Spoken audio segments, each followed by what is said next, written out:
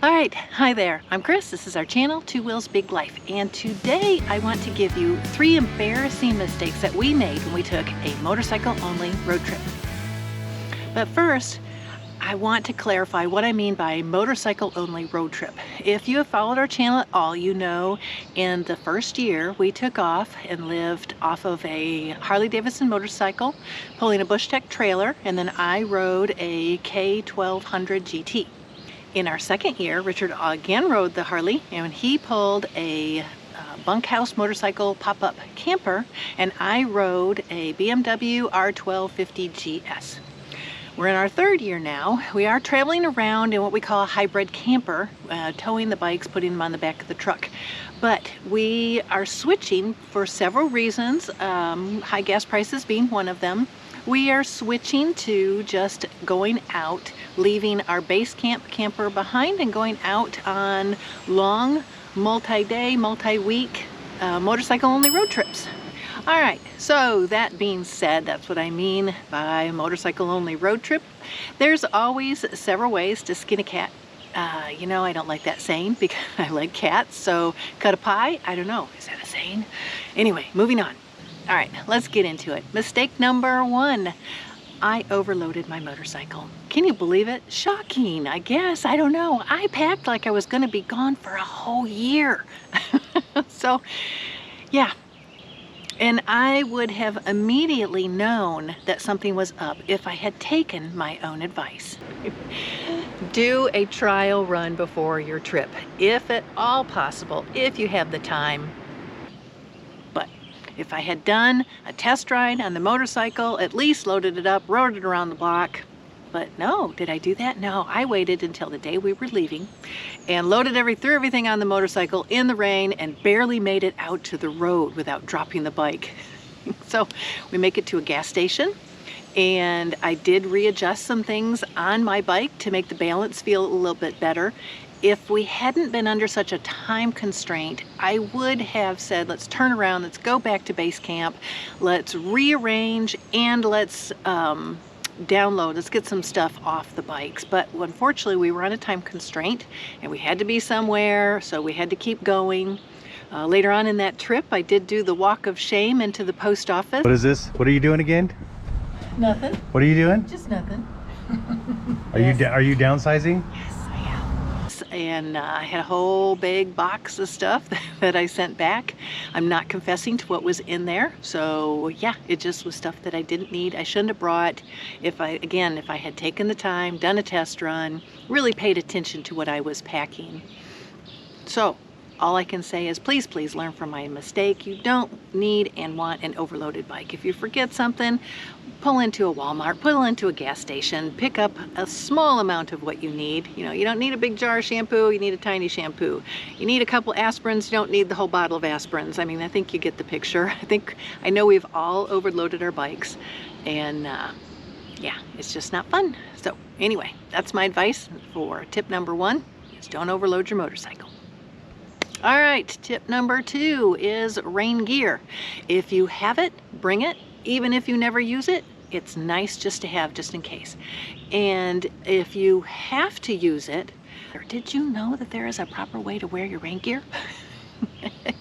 I don't know. Richard and I put tens of thousands of miles on our bikes throughout the years, and this last trip that we took was the first trip that we have ridden in all day, downpour, rain, soaking wet, gets everything wet. So we have never paid attention to when we put our rain gear on. We have Nelson Rig rain gear. We have the coat and the pants. And because it was raining when we set off, we obviously brought it. Well, some of us did. Richard brought the coat and the pants. I brought my coat. I have riding pants. And because of the little amount of rain I have hit through my tens of thousands of miles, I assumed that my pants were waterproof. No, what they were is I would run through sprinkles, and then I'm out in the desert and it would dry real quick. So my pants were not waterproof at all. The other issue that we had with our rain gear is we did not properly tuck. We did not properly wear our clothes. We did not properly wear the rain gear as it was intended, and therefore we got soaking wet in the downpour. I am just gonna tip you guys to death on this trip just because I'm learning so much. Okay, one thing is tuck. Here's what we didn't do yesterday. We didn't tuck our shirts into our pants. And so the water got on the shirts and then wicked up. Wicked up and down and onto the pants. Yes. So tuck everything. And the second tip I have is if your rain jacket has a hood, wear it. Which Do it like this. Here, watch. Which I didn't do yesterday because I just have never ridden in that type of rain, and so the rain went down, it got the back of my sweater wet, and then it just went straight down my back. So, all right, those are 2 quick tips for you. So, best advice, 2 pieces of best advice: don't leave your house without your rain gear, and know there is a proper way to wear it. All right, the third mistake is our tent. And there's mistakes within mistakes of this tent issue that I'm going to present to you, okay? First of all, we brought it home, we threw it on the bike, and then we headed out. The tip that we have, because this is what we did not do, which is when you buy a new tent, try to, at least set it up once at home. So here we have a brand new tent, and when's the first time we're going to set it up? Now. So we never set it up. We didn't even know what it looked like other than the picture on the box that showed what it looked like. Our next mistake within the tent mistake issue is we bought cheap.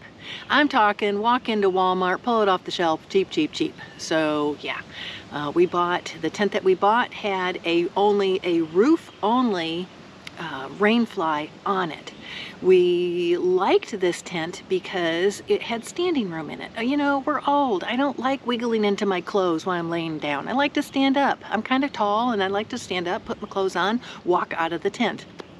The other thing we like in a tent is to have some room, because when we are on the road, we're still trying to run a YouTube channel that still requires us to edit videos and organize things and do some research on routes and all that good stuff.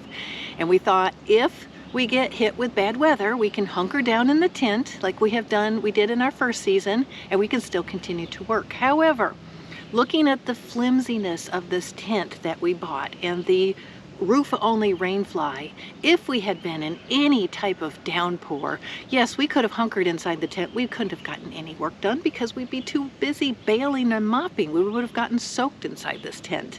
So my suggestion for you is a couple things. Do your research on the type of tent that you need for the type of sleeping that you prefer.